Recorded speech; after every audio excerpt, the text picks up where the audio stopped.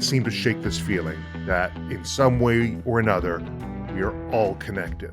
Kind of like in that game 6 Degrees of Kevin Bacon. I saw the funniest commercial show up on my social media feed. It was for a company called Combat Flip-Flops. If you're into creative marketing, I highly recommend go check it out, Google it up, you won't be disappointed. Hilarious commercials. I reached out to the owner of this company. He lives on the Big Island over in Hawaii, and we chatted about Canadian distribution of his products, and I put him in touch with a company that I know will serve him well. Fast forward a week, and I'm chatting with a friend of mine.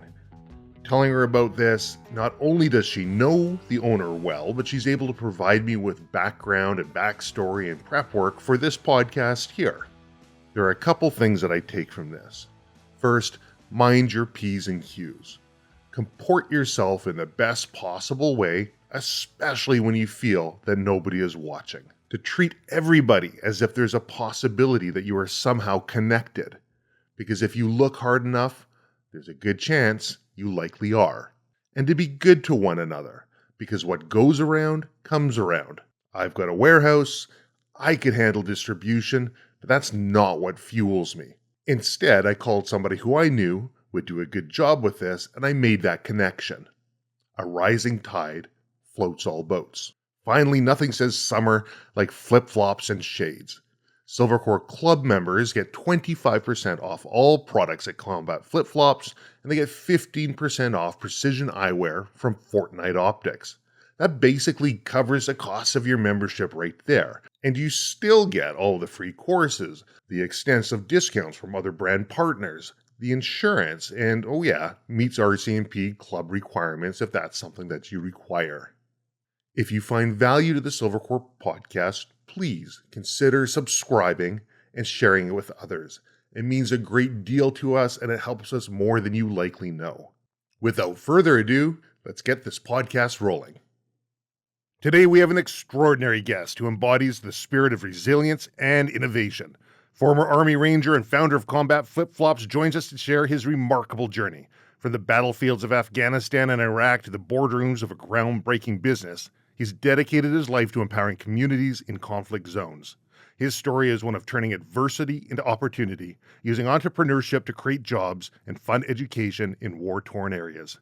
He's a West Point graduate, a Henry Crown Fellow. Welcome to the Silvercore Podcast, Matthew Griffin. Oh, thank you very much, Travis. I think I'm going to hire you as a professional hype man from now on out. I think that was the best intro everybody's ever done. Well done. Hey, I got no problem hyping you up. Yeah. You've done some pretty amazing things. I've researching on the internet, looking at different things you've done, and by chance, you and I were chatting a little bit, and a friend was over here, we're doing a couple things, and I just mentioned to her, I'm chatting with this guy, Griff, and she says, I know him, and so she starts going into the backstory. Man, the amount of cool things that you've done that I've heard from other people or read about, I know this is going to be a fun podcast.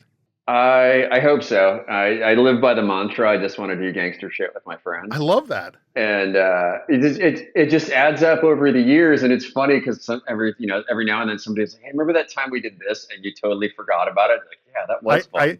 I actually get that a fair bit. Most of my youth is just a great big question mark.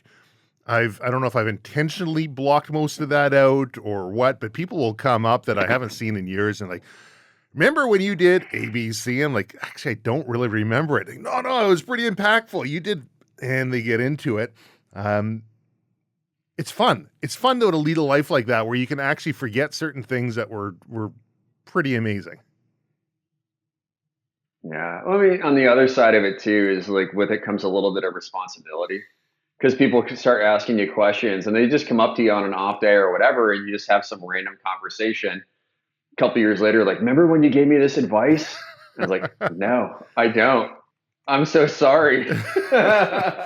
Sounds like something I'd say, though. Yeah. No, was it good advice? Then yes, that's me. Was it bad advice? No, I think you got it mixed up. Yeah. I had a guy reach out recently. He's like, I don't know if you remember, but we were chatting. We're in the hospital. Your daughter was getting stitched up, and I was the guy who hit my head on the plane. I'm like, of course I remember you, but like, when he brings it up, of course, I remember that. It's interesting the impact that we can have on people's lives and not even know it, and not even know the extent of that impact. And when I look at some of the things that you've been doing, I mean, holy crow, you've been having an impact on people's lives all around the world. I want to kind of talk about that. I want to get into it, but I think we would be doing that a disservice if we didn't rewind a little bit to get a little bit of a flavor of who you are, what you're about, and what made you want to be all you can be.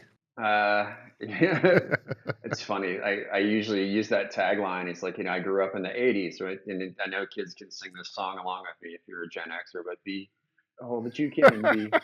Get an edge on life in the army. And, I grew up with that slogan and, Arnold Schwarzenegger and Commando and Rambo. Mm-hmm. And it was the 80s, Oh, yeah. right? It just the A-team, every bit about it. And so, every young male wanted to join the military. And then my dad was in the military. Both my grandfathers were in World War II. So it just happened to be one of those things. And where it was a foregone conclusion. And I would say I was a military brat. I bounced around a lot, but I say I'm from Iowa because that's where I went to high school. It was just a great place to be from, great experience. I'm super thankful to have spent some significant time there because it taught me how to work hard, how to be a part of a community and really put your head down and just do good for others.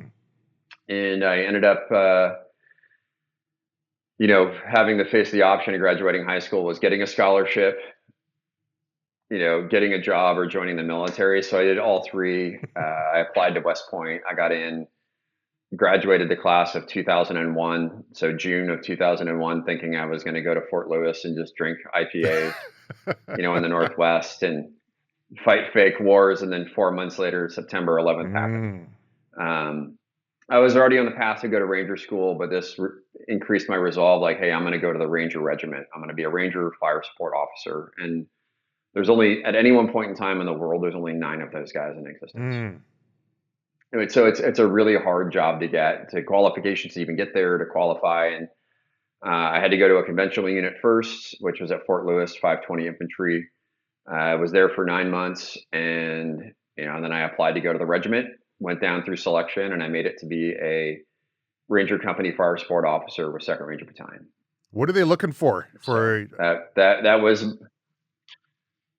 well, first of all, you need to be an artillery officer, right? So artillery officers are pull string go boom, and so there's very few artillery officers that are fire supporters. So fire supporters are the guys when you see on the movie, the dude on the radio calls in, then all of a sudden your artillery starts coming in or a plane drops.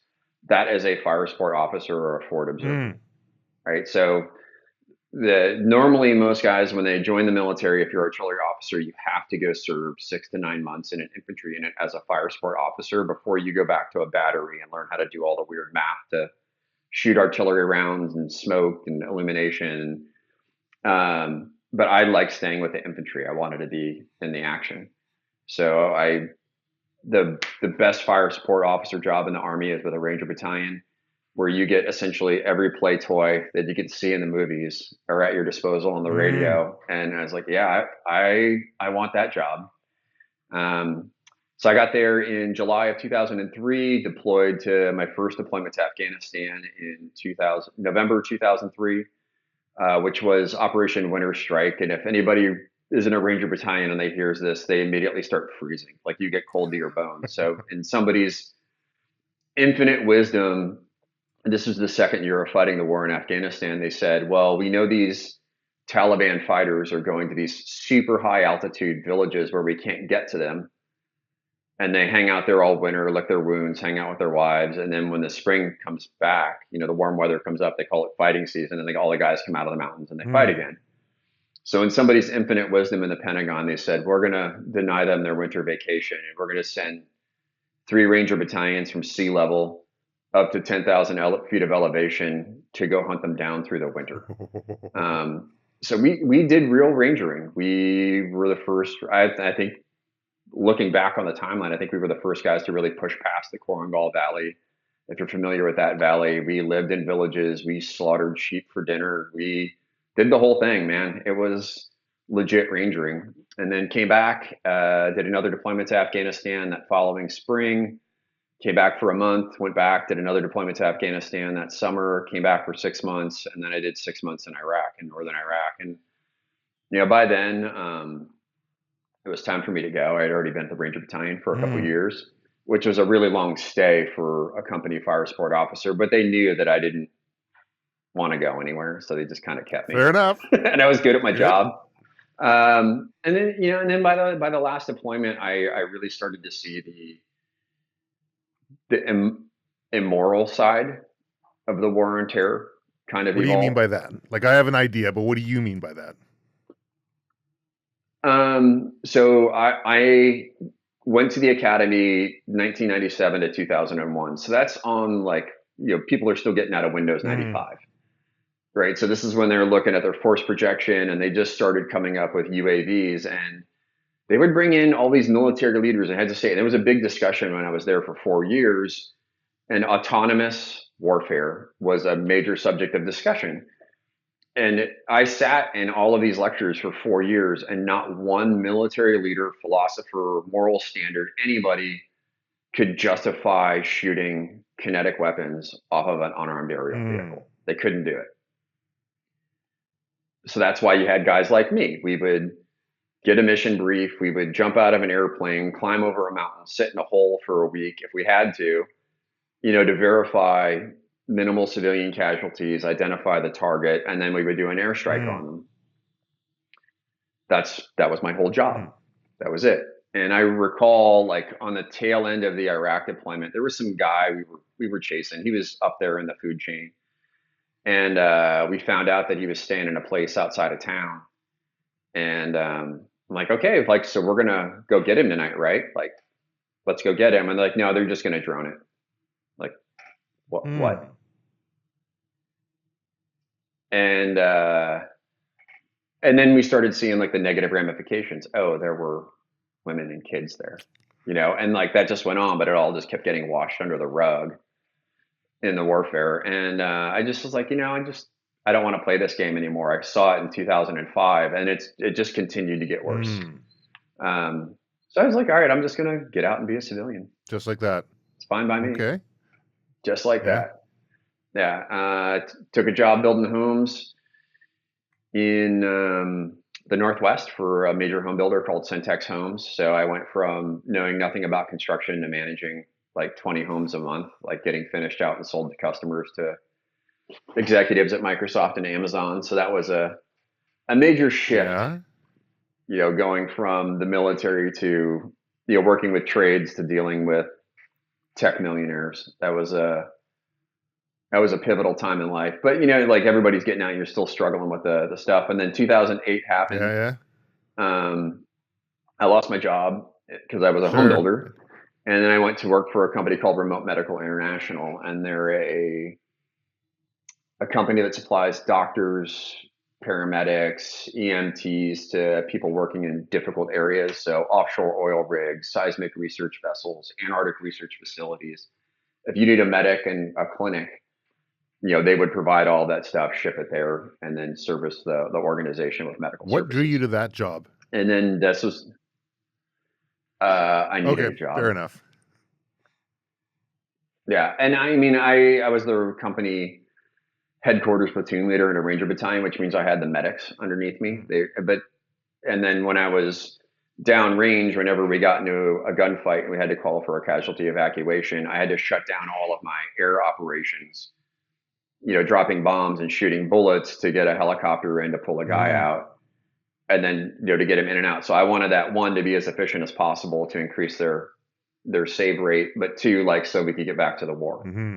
And that was just part of our protocols and part of my job. And I learned enough from the medics, and I knew enough about military medicine to lie my way into the job. And I became the director of military operations for Remote Medical International. And I spent the next couple of years bouncing around the world, Africa, Central Asia, Southeast Asia, the Middle East, putting in clinics and supplying government contracting agencies that are working in these areas for the wars with medics and medical services and equipment. And I feel like I'm talking a lot, by the way. No, you're good. You're good. I honestly, I'll Uh, interrupt you when the ADHD kicks in and I want to hear something. But I want to hear this background because you've done a lot for people around the world, like putting yourself as an Army Ranger. You're putting yourself out to serve. Even that job in the medical world there, that's you're helping people again. What you've been doing with combat flip-flops, you're helping people. And there's a bit of in the back of my head that's wondering what drives a person to always want to be out there helping other people like this, to the point where you're putting your life and your livelihood on the line in order to ensure that other people are living well. And I'm just trying to get a bit of a flavor for that, because not everybody is like that. And although you probably look around and would say, yeah, that's normal, that's what somebody would do, not everybody's like that. I mean, I guess it's just faith, karma, whatever you decide to call it. Yeah. I was given a certain set of skills in this machine, and like all of the bits and parts and pieces that are made me, and like the things that are most fulfilling are these adventures helping other people. And I got no reason to stop because it's really fun. And it just every time you go somewhere, you learn something, you get better at it, and it only amplifies. I subscribe to that a lot. And I look at people quite often. I've heard the analogy, okay, you got to put your oxygen mask on before you help other people. You got to take care of you before you can take care of other people. And I guess, in certain circumstances, that's going to be true. But I found personally for myself, I've gotten way more myself out of helping other people succeed in their business, helping other people when they need it at pivotal moments, at inflection points within their life. I find that fuels me. And I'm getting the sense that you're probably kind of the same in that respect. Yeah, it does fuel me, right? And I was actually thinking about this morning randomly, just totally unrelated, but everybody sits around and bitches about the state of the world. Oh, this is going wrong, and that's happening, and this is and they just complain. Like, well, what are you doing about it? And we're not saying you got to run for president or you have to start some nonprofit or do these other things. But if you helped your elderly neighbor take the garbage out, if there was a struggling single mom that's struggling to feed her kid, like drop off some finished meals to make life easier on her and get that kid food. Like, does a kid need a ride to a sports team because his mom doesn't have a car? All of those other things are things that every single human being can do to improve the life in your community. And that's how this stuff starts, man. That's how all of these adventures started. They just started as dumb little things trying to help somebody else, and then they just snowball into helping more people. And I really wish more people had that mentality. I learned when you're talking about, a lot of people want to complain, there seems to be a learned victimness amongst people where I look at our society and kind of how it's set up.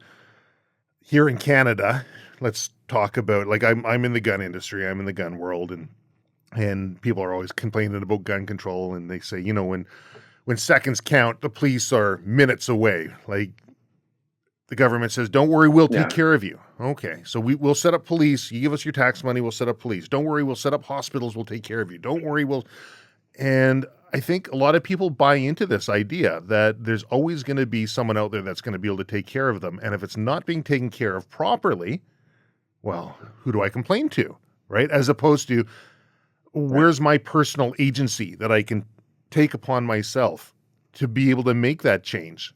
And I found that compounded with, the fear of failure that seems to be being bred into younger generations. Don't worry, you came in 8th place, but you get the purple ribbon, right? Or you get the black ribbon. Everyone's a winner. Well, no, not everybody's a winner. There's going to be winners, there's going to be losers. And guess what? It's awesome that you lost.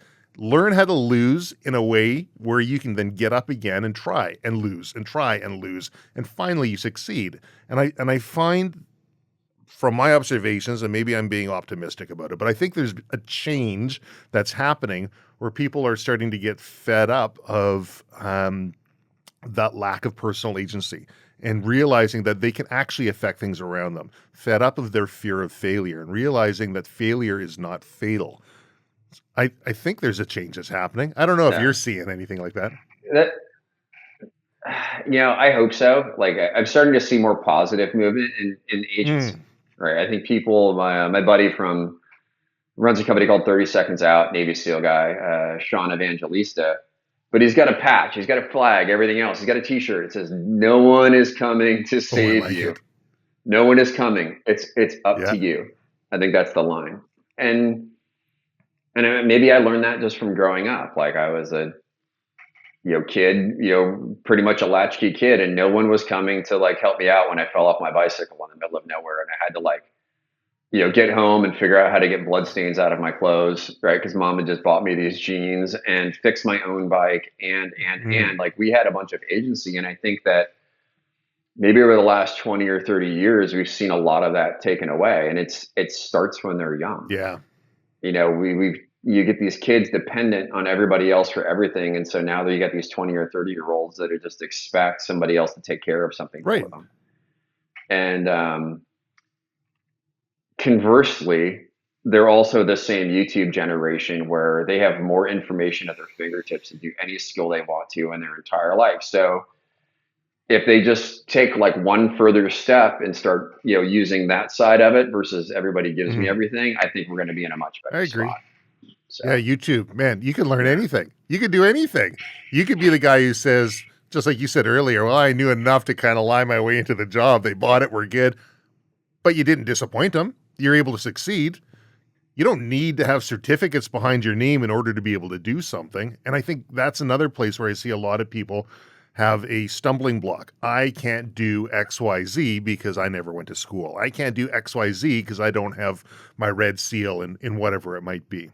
Like I'm not going to name the company, and I won't out myself too much, but I'll tell you this much: 20-something years ago, Photoshop sure helped me out to get some different job Yeah. opportunities that I otherwise wouldn't have been able to get, and I killed it. I did an awesome job at that without having the actual piece of paper. I would rather take somebody without paper that is coachable and dependable than somebody with a piece of paper every single Mm, day. Every day, I would rather take somebody that is coachable and dependable. 100%. If you can learn, yep, I will take the time to train you. I will train you how to do it right. The standard is you need to be better and faster than me. And then you know that you can move on to the Oh, I next like thing, that. right? I would rather do that. And then the line that always bounces, I heard this like a decade ago. I don't know where I heard it, but it says the master is not the one with the most students. The master is not. The master is Yeah. the one with the most students. The master is the one that creates the most masters. Oh, I like that. I like that a lot.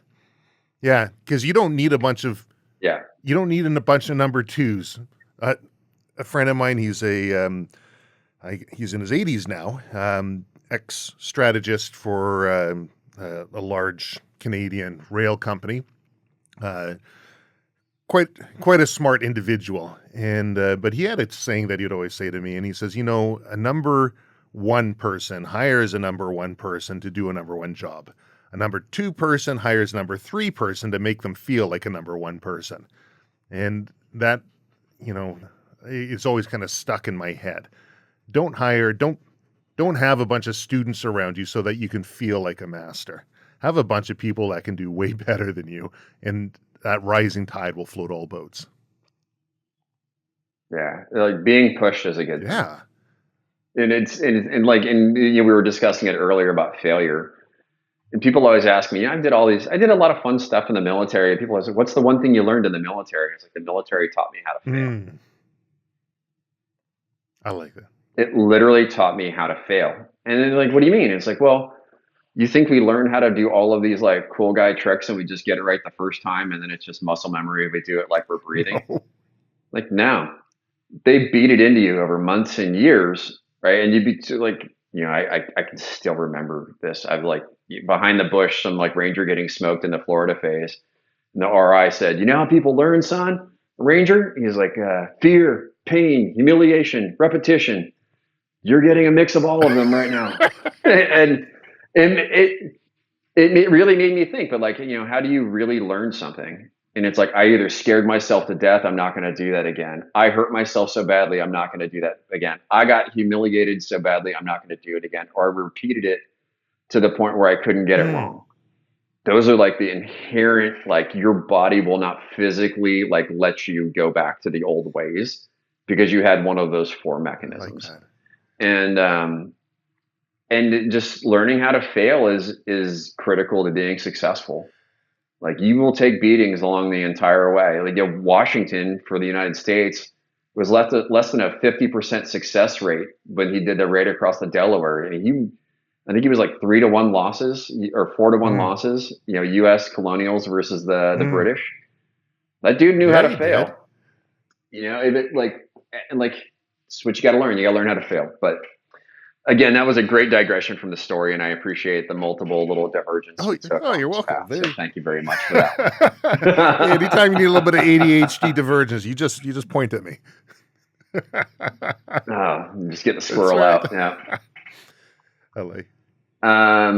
So going back to the story, I was at Remote Medical International, and I started flying around to these areas, but I didn't have a Ranger platoon with me. I didn't have 30 to 100 heavy hitting dudes with machine guns and armor and hand grenades and rocket launchers. I didn't have any of that. I had a passport, a visa, some cash, a backpack, and a laptop, and a burner phone. And I had to get my job done, and I had to get home to my family. And being a map guy, an artillery dude, and we get the nightly briefings, but like if you're down in range in combat and you're working in an area, they pull up a brief every day and like, all right, here's where all the gunfights and explosions were. Right, here's the overlay over the 1 month and the 3 month calendar. So you start to see nodes and clusters of areas that are more violent than others. And, just safety's sake says, well, I'm just not going to go to those areas. Yeah. Really? Yeah. The statistic says if I stay out of these areas, I'm more than likely going to be safe. And I did that. And I found the 3 areas are typically around military compounds and convoys. Embassies and reporters. If you stay away from those 3, you're generally going to be safe. And I found that the areas that were flourishing with small businesses, local small businesses, were the ones that were not having any security issues, because those business owners know if anything happens on the street, it's bad for business, it's bad for family. They don't let it go down. And it's like, all right, now, so I'm going to stay at the grocery store. I'm going to stay in the local hotel. I'm going to have the local driver fixer. Yeah, and everywhere I went, it was the same story. Whether it was Africa, Southeast Asia, wherever I went, it was the area that was flourishing with local small business was the safest place. And the thought kept like getting shoved in my face by the universe. It says, why aren't we investing more in this in a country for less than the price of one MRAP? We could turn around like multiple city blocks in a developing nation. Yeah. Yeah, and one day I walked into a combat boot factory in Kabul, Afghanistan. I saw a combat boot outsole with a flip-flop thong punched through it. And words combat and flip-flops came together. And there's a few other details in there. You can read about it in our book. But there might have been some expletives or swearing. But, for 3 or 4 hours later, I called my Ranger buddy who I served in the Rangers with. He'd done some online work. He'd worked for a shoe company before. And I said, hey, man, let's start making flip-flops in a combat boot factory in Afghanistan. And he said, let's do it. And I said, is combatflipflops.com available on GoDaddy? And go figure, nobody ever put those together in the history of the internet. Yeah, so for $2.99, we got combatflipflops.com, and that's how our business started. Awesome. What year was that? Yeah, 2009. 2009, okay. So 2008, everything's crashing. 2009, things are just still kind of not in the greatest world. And you're like, okay, let's start up a business. Let's make combat flip-flops. But you went a little further than that. You had a bit of an ethos behind doing combat flip-flops. You wanted to be able to help the communities and help help other people with it. Or did that start right from square one? Yeah, it did. Our main thing was just putting food on tables. Like when you're an Army Ranger or a Navy SEAL or a Green Beret, you snatch a lot of bad guys. We snatched a lot of bad guys over the last 20 years. And every night, we'd unload them off the trucks. They'd go into the detainment facility. They'd get pushed in their interviews. And as a young soldier, if you want to see what's going on, you can literally go sit in the interviews with the interrogators. Yeah. And you'll hear the interrogators ask these guys, "Why are you doing it? Is there some ideology? Do you believe in this mission?" And they go, "No, we're hungry. We have to feed our families. There's no other jobs here. What else are we going to do? Some guy gave me a few $100 to shoot at you dudes. I'm going to take that and I'm going to buy groceries for my family." So our first mission was really like, if we just create jobs, each one of these factory members has 5 to 13 family members. So in the 300-person factory that we were looking at, that's 4,500 people that we would be supporting by keeping, like, you just see those numbers. I don't equate our products to profit. I equate our products to impact. I always have. I like that. Like, we create X, this happens. And eventually we really started growing. We started doing well. In 2013, I reached out to by a woman named Hasina Sherjan, who was running an organization called Aid Afghanistan for Education. And her view is that educated families are harder to radicalize. If you educate a girl, you will educate a family. An educated mother will not allow her children to go uneducated, nor will they allow them to be radicalized. So if we really want to get on the long game, we have to start educating the young girls right now so we can solve the problem in 20 years. Yeah. How it works. I agree with that. That's it. Yeah. And her logic made a lot of sense to me. So I said, hey, for every product we sell, how about we'll just donate to put a girl in school for a day in Afghanistan? And between 2013 to 2021, actually the summer of 21, we got our first comma. And we put 1,000 girls in school for a year in Afghanistan. In the summer of... And then wow. 21, yeah, right before everything fell apart. Like, we were running our math and everything else, and I had a personal goal of 100,000. Yeah. And we got our first comma, and that was a big deal for us. Yeah, it is. Getting a comma. Yeah. And when you think it's just 1,000 little girls, if you were to line them up, then they'd be the Ranger. And it's so when you just look at like numbers like that, you're like, all right, you're really you're making an impact little by little. And it didn't start with 1,000. It started with a couple guys having a stupid idea at a few $100 because I sold some guns to make a shoe company.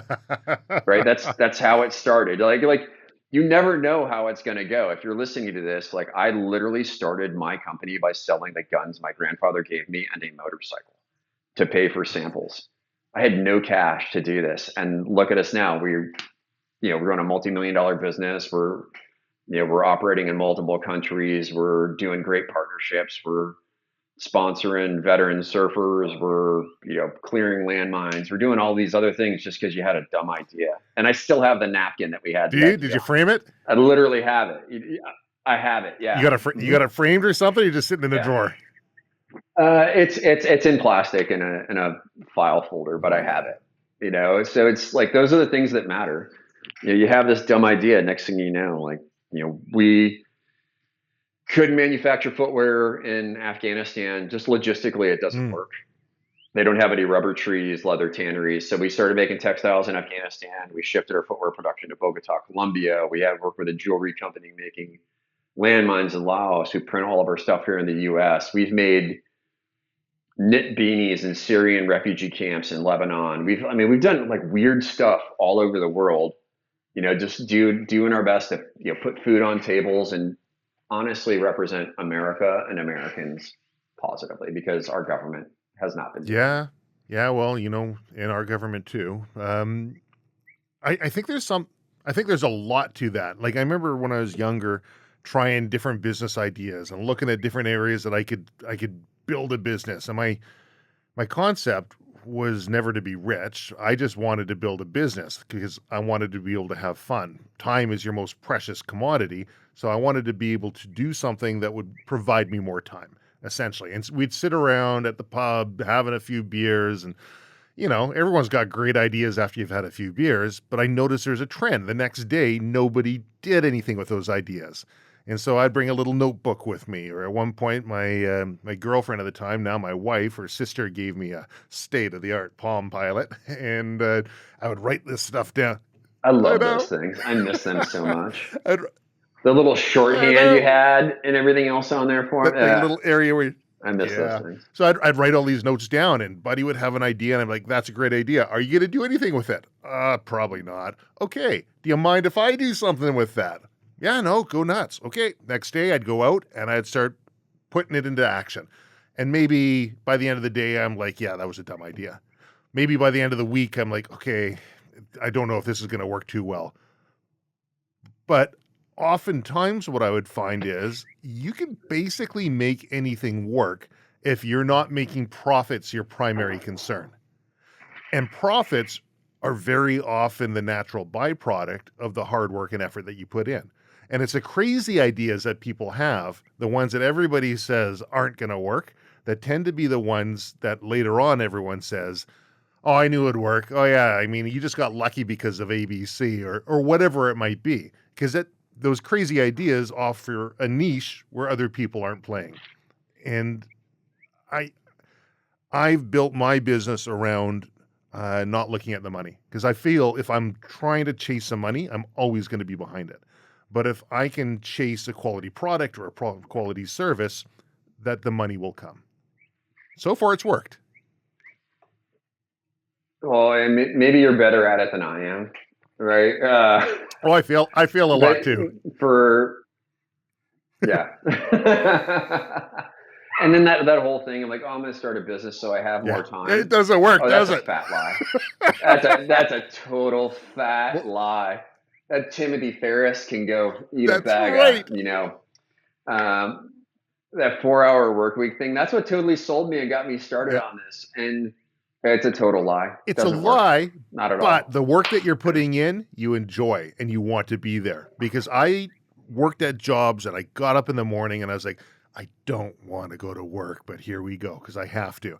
And I'm like, I don't want to live my life like this. If I'm spending 8 hours sleeping, hopefully 8 hours a day working, and then the rest of my time I'm doing what? Driving back and forth, commuting and trying to get things like Washing dishes and doing laundry and oil changes and like, everything else. is that a good life to live? I would rather live in a cardboard box and enjoy what I'm doing than live in opulence and be just plugging away every single day.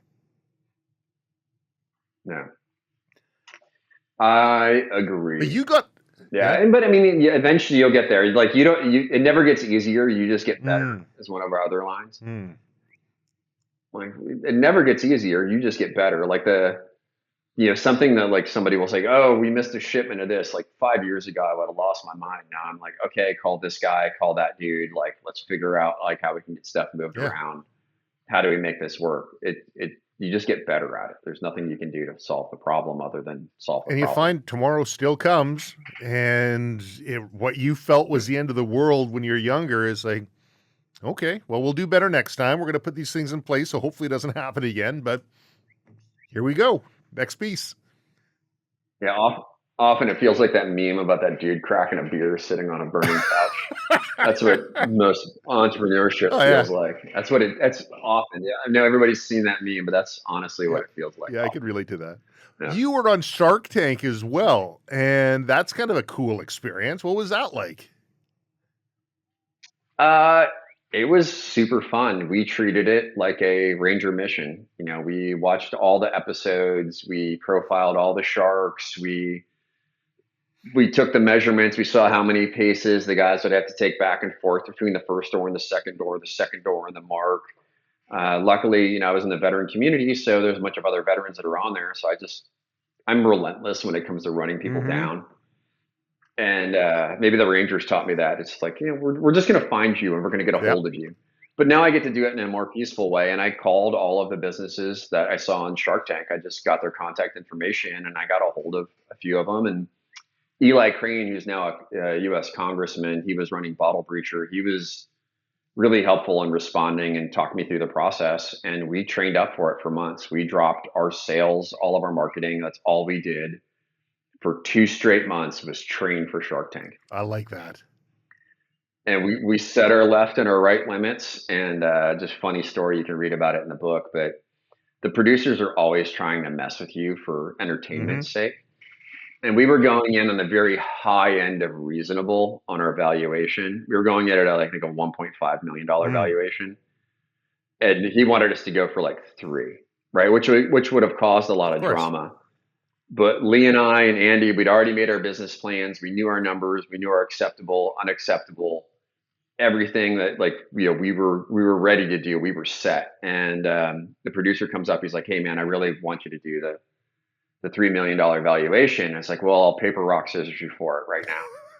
And literally the woman is like blotting makeup on my face. And I'm talking to the producer right here as I'm like looking at her. And she's like, "What?" I was like, "All right, you're the ref. Ready?" And I lost. Yeah.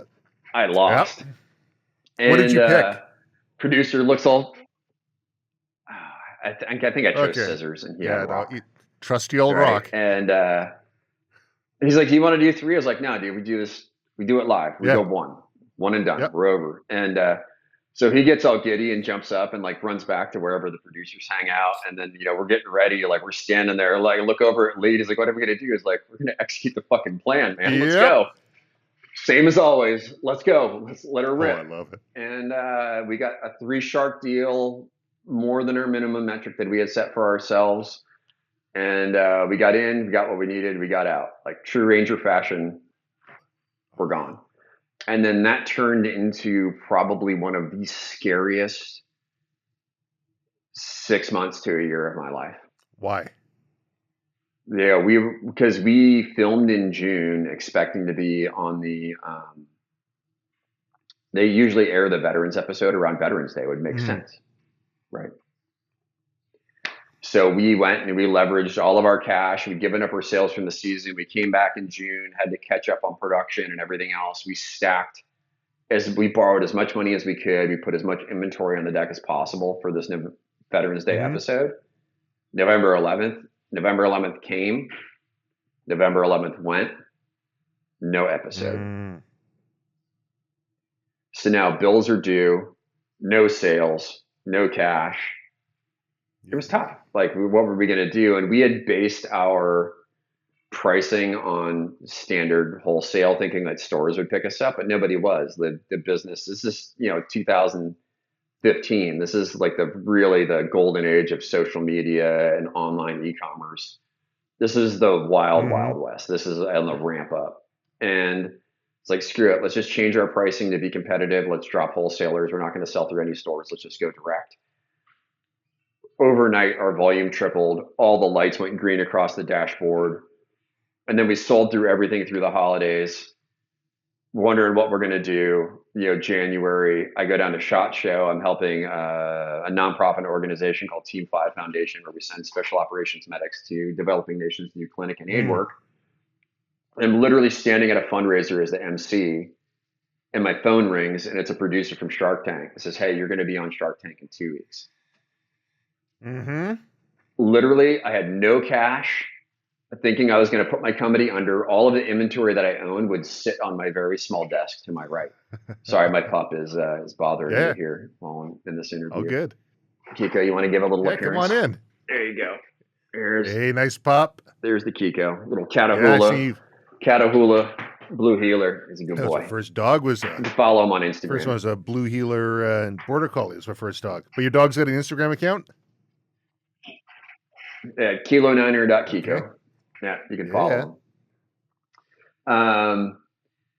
So, I'm standing there. I got to finish this fundraiser, and I got 2 weeks until the largest retail event any American small business could ever have. Which then goes into, okay, I'm going to call every rich individual I know. And like I said, I'm relentless about running people down if I need something. And I won't come after you like selfishly. It's like, hey, we're going to do something fun. It's going to be good. You'll be smiling at the end of this. I promise. And there was a Ranger buddy who I knew was doing well, and I called him. I was like, "Dude, I need $50,000 right now." He's like, "What?" I said, "I need $50,000 transferred into my account right now. I know your CFO is sitting in the next office over. I want you to yell at him after I get done talking, and I want you to tell him to wire me $50,000. I'll give you 10% back in 30 days. Like, this will be a good return for you. Let's do it." And he's like, no. I was like, "Look, man, if you don't do this, I'm going to get in my car. I'm going to drive to your office, and I'm not going to leave until I get that money. And he was good for Yeah. it. And he ended up hosting the Shark Tank debut in his office headquarters. And TA Group, John Sirku is the guy's name. And then we have all the dashboards. It was set up like a command center, but we had our Google Analytics up. Everybody like long table with rows of laptops, and we had 50 grand written on the board, because that was the only number that I was worried about, was taking care of what I owed somebody else. 100%. That number came and it went, right? Like, we wiped that number off the board when the sales hit. We popped bottles of champagne, and it was it was good. It was fun. And then we back ordered. We aired February 6th or 7th. We back ordered on the initial night. We back ordered at full production to the end of May. Then they rerun us at the end of May, and then we back ordered until the end of August. So we had tens of thousands of orders that we had to get out, and I did my best. We were still fulfilling out of my garage behind my kitchen. Wow. Like, literally, trucks would roll in with boxes. We'd break everything down, inventory it all, hit the print button, all the pick tickets would come out, everything would go into boxes. The truck would roll by 4 hours later, ship out. And we'd stand there at the end of the day and go, look, that's 5 little girls going to school in Afghanistan for a year. That is so cool. Every day, getting to have that satisfaction and like looking at the team, and it's not, like, hey, we did all this work. It's like, that's 5 little girls going to school for a year. Right. And everybody kept coming back day after day. And I think they really get it. If you work for us or with us, you'll understand this is a real intent. Like, our operations have an impact, and I often talk to people about our mission statement, and they go, that was the first thing we ever did as a company. Like, we help entrepreneurs affected by conflict.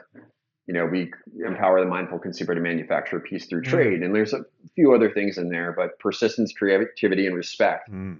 Through persistence, creativity, and respect, we empower the mindful consumer to manufacture peace through trade. And the reason the mission statement is so important, and why I explain this to other people that are thinking about writing a mission statement for their business, is eventually you're going to have employees.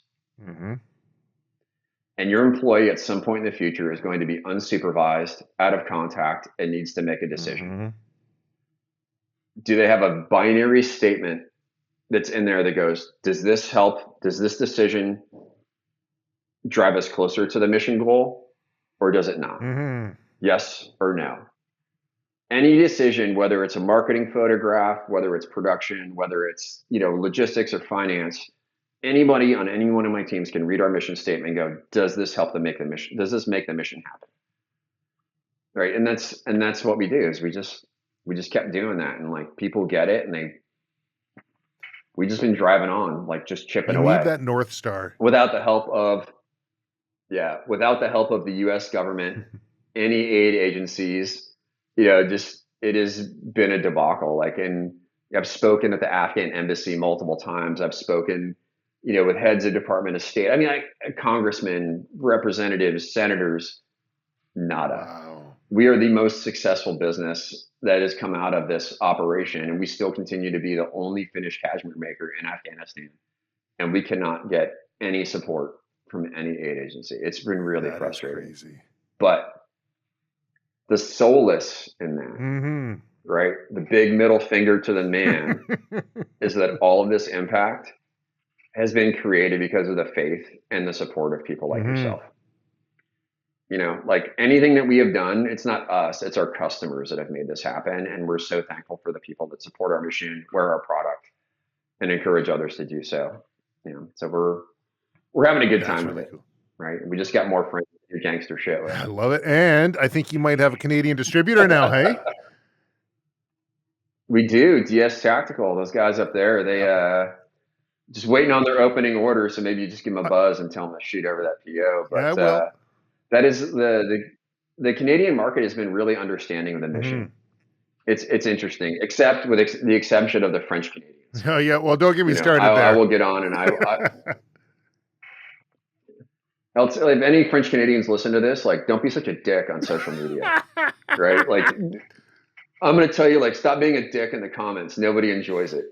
But generally the Canadians, they've for years they purchased stuff from us at a severe detriment to them because it's more expensive to get the product because of the taxes. They've got, all the shipping. And since 2020, the shipping to Canada has just gotten stupid Yeah, expensive. and then we So we're really And we get thankful. double hosed too because we have brokerage fees like on UPS and FedEx, and the brokerage fee has got nothing to do. Like you can ship a refrigerator for $1 and they'll charge you a brokerage fee on the dollar, or a diamond ring at 10 grand, and the brokerage fee will be based on the 10 grand. It's got nothing to do with the size, weight, or whatever it is, and really, it's got nothing to do with any government taxes. It's just the company saying, we want a bit more money.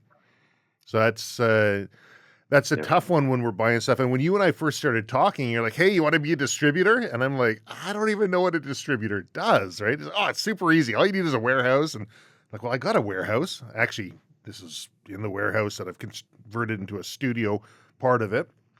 And, but I said, I know somebody. And I texted Martin from DS Tactical, and right away he said, yeah, he'd do it. But I didn't tell you that he said, yeah, right away, because I didn't want to speak for him. I didn't want to, who knows what was going to go happen. But I said, this guy's Griff, you got to talk with him. He's an amazing guy. He's got a great product. He's got a great thing going. And so on day one, when I contacted him, you had the green light. And so I was just holding my breath, making sure that nothing happened in between that was going to jinx that one. But that's awesome. Well, they should be shipping here soon, fingers crossed. But I will tell my Canadian brothers and sisters, before winter comes, when we ship our cashmere, buy the cashmere. It is the best cold weather product that I own. Okay. I'm telling you, buy two because your wife is going to steal one. Like it.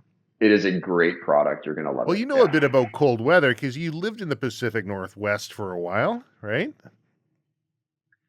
Yeah, I did. Yeah, I lived in the Seattle area for the Northwest. I was one of the first guys to ski off the tallest mountain in Iraq. I've summited Mount Rainier. I'm a mountain guy in cold weather, so I get it. I do a lot of archery hunting, all these other things, and the one piece that has been uniform throughout all of those adventures has been my cashmere shema. My cashmere. I'm looking forward to.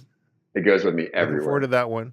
Yeah, like I'm telling you guys, if you buy one of these things and you listen to this podcast again and think that I'm lying to you, you would be the first person.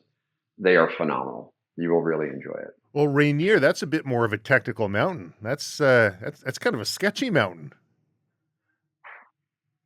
I did it with Veterans Adventure Group. So they're a group that helps veterans do more positive activities in the outdoors. So they do mountain climbs and they do skydiving, and they sponsored me to get my AFF certification for skydiving. So they helped me learn how to skydive, and I felt the need to repay them. And so I led a climb on Rainier for them, I think in 2017 or 2018.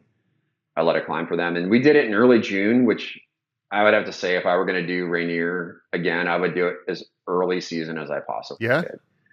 Just there's not as many crevasses. The path is shorter. There's usually less tourists, and the summer climbers that are there. Okay. So, we just had a group of veterans, and I trained this, a friend of mine, one of my mentors, actually a business partner. She turned 50 that year, and she's like, I want to climb Rainier. So we trained for months. And I tell you what, she absolutely went out and put the wood to those other veterans. Like, she was like the first one up to the base camp. She didn't bitch or complain all day. She managed her lines well. She just straight up crushed it. And that really made me proud as a coach, right? To see this 50-year-old female veteran just go out and just kill these young guys. It was awesome. Really good. I loved it. That is really good. That group that you're working with there, they deal with veterans and mental health as well, don't they? Veterans Adventure Group, not so much. I think just their primary focus is getting guys, outside. That is mental health, is being outside. That's my mental health in a nutshell, is just get out in the ocean, get out in the mountains, get outside. Yeah. I mean, every great article that I've written or done or anything creative like that has always been outside. My TED Talk I wrote while cattle hunting here on the Big Island. Just you sit down, you got time to think about nothing while you're waiting around. Yeah.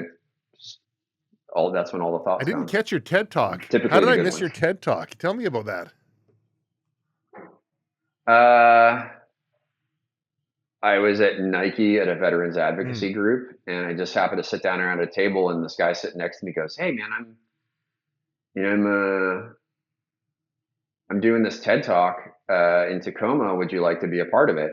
I'm like, all right, cool. Like, we'll hire you a professional speaking coach, and you can talk about it. And I was like, "How long?" He's like, "You got a couple months." I was like, "It's fine." And then typical ranger, I deep dive into the science of a TED Talk. I look at all the graphs and the best ones that work, and then I start like penciling mine all out. And when the coach showed up, I had my sine wave and graph on the board with my talking points on it. And he's like, "You've really thought about this one, huh?" And I'm like, "Yeah." And then they ended up making me the closer for the event, which is cool. And it's just a great piece of content because it holds true today as it ever did, right? Like, I still feel the same way I do about Afghanistan. I still feel the same way I do about our mission. I really think if we're all creative, respectful, and persistent, we're gonna make it through a lot of these challenges that we face, whatever they may be today in this world. So, and we're just an example of that. Yeah. Archery is something that you're passionate about, and it's something that I'm just kind of learning about. I grew up a gun guy, rifle guy, and picked up a Matthew's bow not too long ago and been practicing with it. You turned me on to, what was it, Slick Trick? Slick Tricks. Slick Tricks. Got some of those? Yeah, Slick Trick broadheads, yeah. Have you got to put them to use yet? No, I just got I think they just came in the mail, the Slick Tricks, about a couple weeks ago, and then I was out of town. I was in Nova Scotia and then over to Toronto, so I haven't played with them yet. But I'm looking forward to the fall when I can see if I can get close enough to an animal and do my work with it. It'll be interesting. I might have to talk to you about not if. All right. When? I got a draw for moose this year, so we'll be doing a moose hunt. I think that'll be a rifle hunt, but I'll be bringing the bow just in case. We've got son got a deer draw, and then we've got a couple other hunts that we got kind of lined up. But you do a fair bit of hunting over there on where you're at right now on the Big Island, don't you? Yeah, we've been hunting a lot lately, actually, and that's one of the major reasons I moved here is because the majority of animals here are invasive and they want them gone. So the hunting tags are non-existent. Just go out and hunt. You have your limits per area, but it's every day of the year. You can always go hunting out here, and I enjoy it. So we've last couple of weeks we brought down a turkey, a couple pigs, a few cattle. I'm still after a big old mouflon sheep here, which I haven't had the opportunity to get yet, but that'll come here. Just need to spend some more time outside. Do you have a lot of the mouflon? There's a lot here. Yeah, they're an invasive species, so much so where they every couple of years they have to shoot a few thousand of them from helicopters. And they tear up the environment. They hang out at high altitude, 6,000 to 10,000 feet of elevation. So it's hard for hunters to get up there to keep them in check. You don't have any, and there's no natural predators here, right? And you don't have axis deer on that island, do you? We do not, no, and they're another super invasive species. But I am looking forward to getting over to Molokai. Yeah. Going and getting some of those because I hear they're really tasty. They're fantastic. I was over last year on Molokai there and got some axis deer. That was actually my first out of country hunt, and it wasn't at all what I was expecting in the way of a hunt. And I don't do the guided thing, although I'm sure I could learn a lot. I've just gone out and learned myself or talked to more experienced people. And so I did my recce. I'm going around. I'm checking the places out where the deer are at a few days ahead of time. They're kind of neat. When you sneak up on them, they'll bark at you. That's I haven't had deer bark at me before, but that was neat. So I meet up. I think there's a couple companies, but there's one company over there. Really nice family-owned company. Great guy. And anyways, they get you in a little side-by-side, and they drive you around. I'm like, okay, we get out here and we hike over the next mountain, do we? No, we'll drive you over there. I'm like, well, I kind of want to get out and move around, right? I kind of want to put some work in. And I guess they're used to just driving people up, sitting down. There's a deer. Go ahead and shoot them. So, there is something to be said for those types of hunts.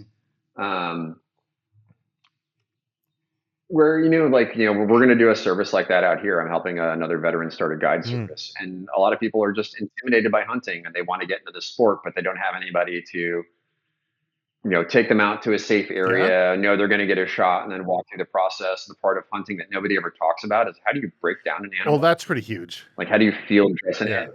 Yeah. And like everybody just focuses on the gun side of Mhm. it. And no, this is the part of hunting that nobody talks about is when you're all sitting around, get done taking photos, and you're just laughing. You got the tailgate down, got some music on, drinking a cup of coffee. You get the knives out and the meat bags, and you're there for an hour or two, just hanging about. Just getting ready, everything ready, and then you go home, and then you have to debone everything if you don't debone it in the woods, and you got to get the silver skin Mm. off, and then you got to cut up all your fillets and steaks, then you got to vacuum seal everything. Like if you take down an animal, there's another 10 to 15 hours of work Mhm. for a newbie, maybe 3 to 4 for an experienced guy. And the ability to go on one of these guided hunts where they teach you how to do that will only encourage you to be out in the outside more, which I'm a Yeah. fan of. I can see a lot of value to that. I did end up getting out and saying, look, I'm going to just go through this valley here. I'm going to hike on through. And we got some game in there, which is amazing. And the guide said, hey, that was a pretty neat trick. We haven't had somebody do that before. I think we'll try it again because we had some decent sized ones bedded down in there. But Yeah. for somebody, if you've never done it before, I mean, there's massive value to learning with somebody over your shoulder. And if you're putting it if you're doing it the hard way, I mean, you're just reducing your odds of actually finding something and being able to get to learn those other pieces of the puzzle. Tell me about this business that your friend's setting up. I want to learn more about this and I want to know how I can get involved with that. He's a native Hawaiian, Marine veteran who loves being outside and he hates his current job. Mm. All right. So, you hang out with me enough, I will like keep seeding, like, oh, maybe you should do this for a business, or maybe you should do that, or here's how the math works out. And people run into, well, we don't have any land to hunt. Well, I've got a friend who's got 60 acres, private acres here, and he's got tons of pigs on the property that he wants off his property. Mm. If we just go out there and clear down some brush and set up some shooting lanes and cut them a commission, like we now have 60 acres of private hunting land that we can safely go and bring people to, off a gravel road. You'll pull your car out. We'll either give you a ride out to the blind or you can walk out to the blind. We'll know where the animals are and we can shoot one, bring it down, take all the photos, and somebody can go back and have their vacation with their family. They go snorkeling at the beach. They can, go cruise around, do the hikes, go to the observatory, and then all of a sudden at your hotel, you're going to get a cooler full of vacuum sealed frozen stuff to fly home with. Right. So you guys can enjoy this trip for, you know, months on end. So you just keep reliving that. And that's the experience we want to provide for families. So he's going to do well with that. That's going to be a popular. Are there a lot of other companies over there that are doing that?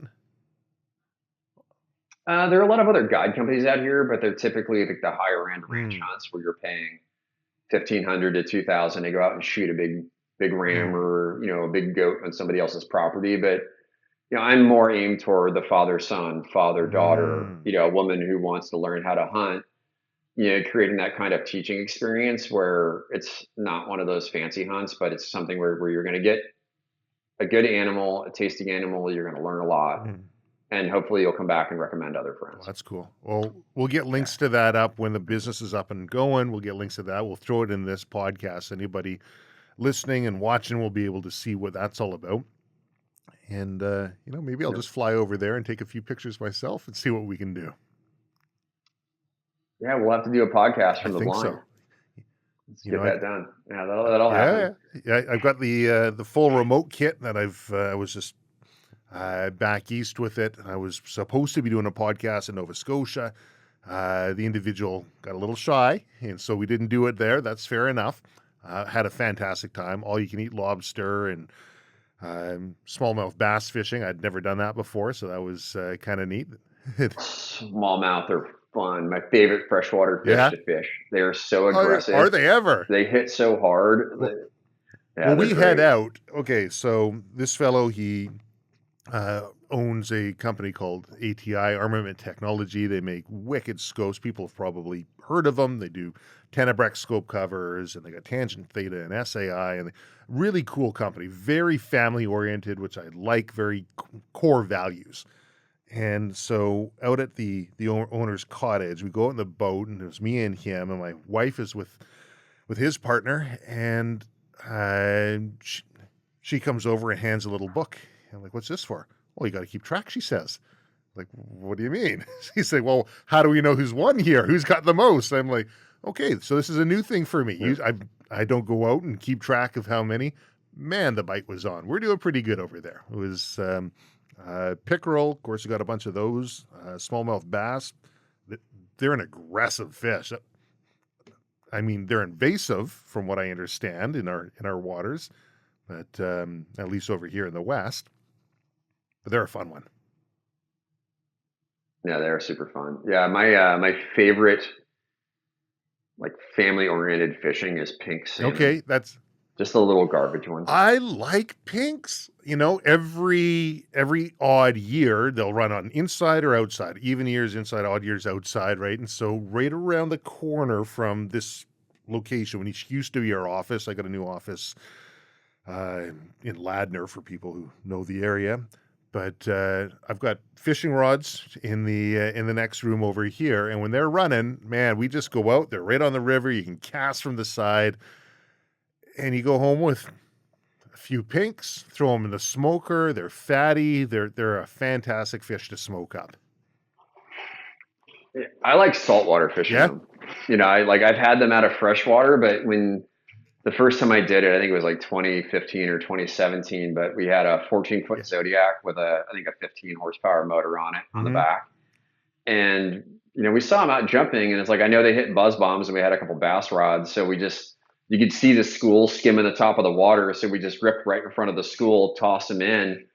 And next thing you know, the whole boat is erupting in laughter and, there's 4 fish on at a time with 4 people in a 14-foot Zodiac, and everybody's trying to do everything and get them in. Right. And then once we get them all in and like in the bottom of the boat, and they're like, the school's over there. Go. And you're like a Navy SEAL team with all your fishing rods, everybody's strapped to the bottom of the boat. And I was literally out there with like, little girls and my friends and just these kids. And like, they knew for the next 3 days that we were up in the San Juan Islands, but like they knew when the tide changes were, like, when's tide change? And like they were ready and like standing by the boat with their fishing rods and their buzz bombs ready to go because we were going to go out and kill it. It was just such a fun little experience. And then we'd go out and we hit our limit every day, and then we'd have salmon for months. And every time you break one of those things out of the freezer, you laugh about the story that you had when you were out fishing and reminiscing and pulling up the photos. And I just think it's a much better way to live and to consume your meat, is have a connection to it. Yeah, I think people would do a lot better to, I get the idea behind veganism, the people who don't want to eat meat. Sure, I get where they're at, but if you're going to consume meat, having a more intimate connection with the cycle, the life cycle, it sure makes a difference in my life, in my family's life. I can tell you that much. Like my kids, we at a young age brought them up friend's farm. They were there for everything except for shooting the thing in the head, the Berkshire pig, drag it around the corner through the snow, hang the thing up, butchering it. They're there for all of it. And I think that appreciation that this animal was alive and now it's dead, and you were a part of that process, makes them appreciate their own life better. It makes them appreciate, I'm not going to waste this food that's on here. And yeah, I know it's not for everybody, but I think that people should at least experience a portion of that. Yeah, and I mean, I honestly think it's more ecologically friendly. The math never pays out, kids. Like, guys, you can lie to your wife and say, hey, no, I'm going to shoot this moose. It's going to generate X amount of weight. Yeah. Right. And if you go to the store and try to buy this, it's a $4,000 worth of meat versus if I go hunting and the trip's only $2,000. Like, the math never works out, guys. Like, I understand this lie. Go for it. Like, it's a little light one. I want you guys to be out there in the woods, but it never works out. But when we take our animals here, we use everything. right? The heads get saved, they get turned into art. All the neck meat and all the offcuts of meat gets turned into dog food. All the steaks and everything else, they get to go into the human consumption. All the silver skin goes into a broth for the dogs to go over the top of their food. We grind up the organs for the dogs. Like, we try to use as much of the animal as possible, and you're not getting that with store-bought stuff. No. So I feel better Yeah, about I it that agree. way. Yeah, no, I've heard the horror stories. We've had some professional butchers on the show here before talking about some of the horror stories. Yeah, being a part of the process and actually, like you're saying, you're doing all your own butchery. I think that's another piece of the puzzle that people should experience. You don't just go out and harvest an animal, shoot your animal, and then drop it off at the butcher and come pick it up later. The butchery process is a big part of that too. I'm going to say there's nothing wrong. Nothing wrong with dropping it. If that still gets you outside and it gets you providing clean organic meat to your family, I think there's nothing wrong with it.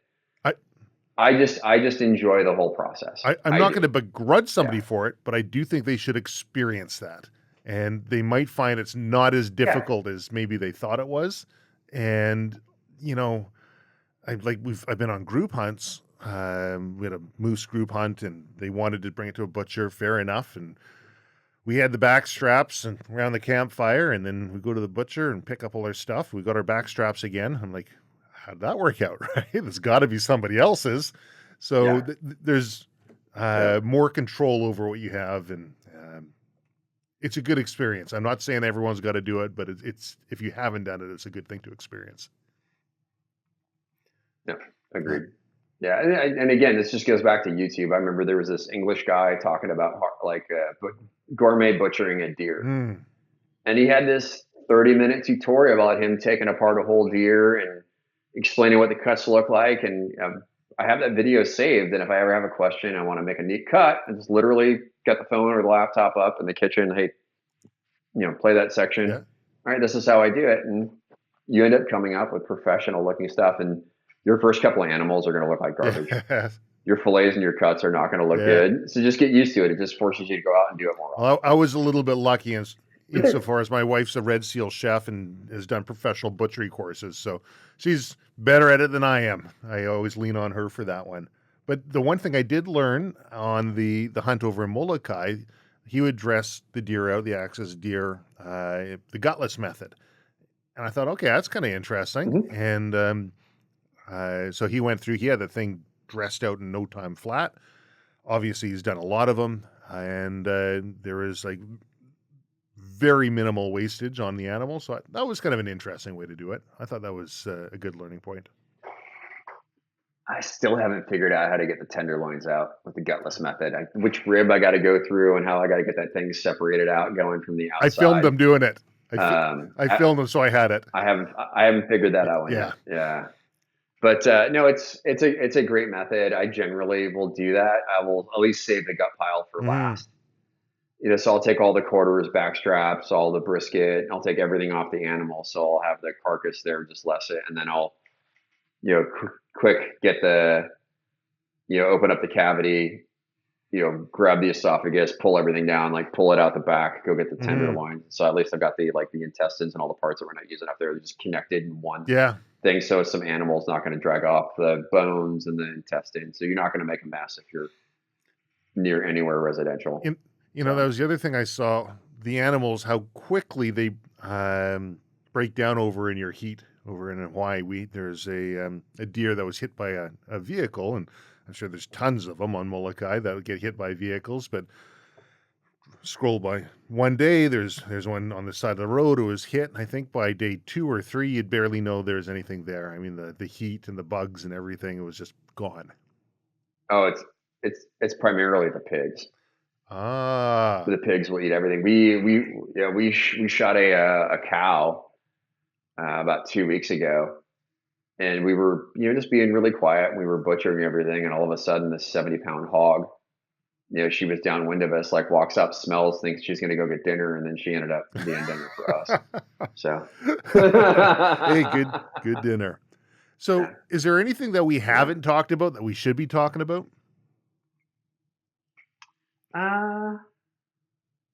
see here. We talked about Afghanistan, the stories. Just to reiterate, guys, like we make stuff, cool shit in dangerous places. We do that with the intention of representing America, Americans, the Western culture well in areas in which we typically haven't, or we put people to work, put food on tables. We create a great product, and we haven't talked about our lifetime warranty, but any product you buy of ours, if it breaks in manufacturing because it's a manufacturing issue, we replace it. Like we literally have, very similar to Vortex, if you're in the gun industry, the zero questions asked policy. If we did something wrong, we will fix it. We promise. So we try to add a great value on our products, and we still continue to help. We're, I was on a call this morning talking about, educating girls in Afghanistan that are forbidden from going to school. So we get them computers and an internet connection, and they learn at home, under the guise of the current government. We still help an organization clear landmines. We work with One More Wave, a veteran nonprofit, which helps wounded veterans get in the water and surf. And for that's cool. The guys who lost some appendages, so you see all those cool photos of the guys with the cool prosthetics. You don't think about it, but those prosthetics will punch holes in the top of normal surfboards. Yeah, good point. So they have to have Kevlar lined. They have to have Kevlar, fiber across the top of their boards for line. And we got a guy who's got a left arm. He's a Marine veteran, Jose. And all he has is a left arm, and he's flying all over the world, winning world adaptive surf competitions. He's just killing it. And it's a great community of people. Yeah, they're awesome. You guys should check them out. One More Way. Huh. Yeah, we'll check that one out. Yeah.